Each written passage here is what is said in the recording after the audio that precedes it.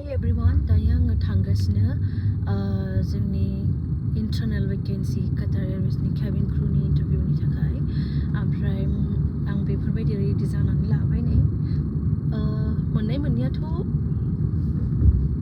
जेबो आफसोस गैया मोनाबाबो मानो होनबा इन्टारभिउखौ जों बयबो अटेन्ड खालामनो थाङो आंल' नङा गासिबो जोंनि लोगोफ्रा थांजोबो बिनि जाहोनावनो आंबो थांगासिनो दायो ओमफ्राय बुंनो हाया मोननाय मोनैया मानो होनबा बिसोरो गासैखौबो लांजोबा जायगा लायै जायगानिखौसो लानानै थाङो थांनाय बोसोरावबो इन्डियानिफ्राय सासेबो लाङाखै ओमफ्राय बे बोसोराव बुंनो हाया लांगोन ना लाङा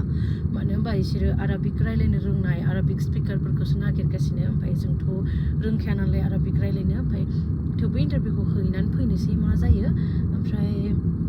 नायनोसै मा जायोना जों माब्लाबाबो बुंस'नो हाया मा समाव मा जागोन स' ओंखायनो जोङो बयबो थाङो आरो हैनो थाखाय मानो होनबा जोंनि कातार एयारवेसाव अलरेडि इन्डियाननि केबिन क्रुफ्रा बहुद बुरजा जानानै दंखासै स' बिनि जाहोनावनो बिसोरनो आरो अलरेडि बुरजा जाखानानै थाखानायखाय बिसोरनो आरो माने नाङा बायदि आरो दायोना इन्डियाननिखौ ओमफ्राय थेवबो जोङो हैनानै थांनोसै आरो नेभार माइन्ड इन्टारभिउखौ हैनो थांसै मालाबाबो बुंनो हायाना मालाबा लांनोबो हागौ सासे सानै ओंखायनो थांनाय बोसोरावबो लाङाखै आरो इन्डियानिखौ बहुद मानसिफोरा एटेन्ड खालामबाबो स' बे बाराव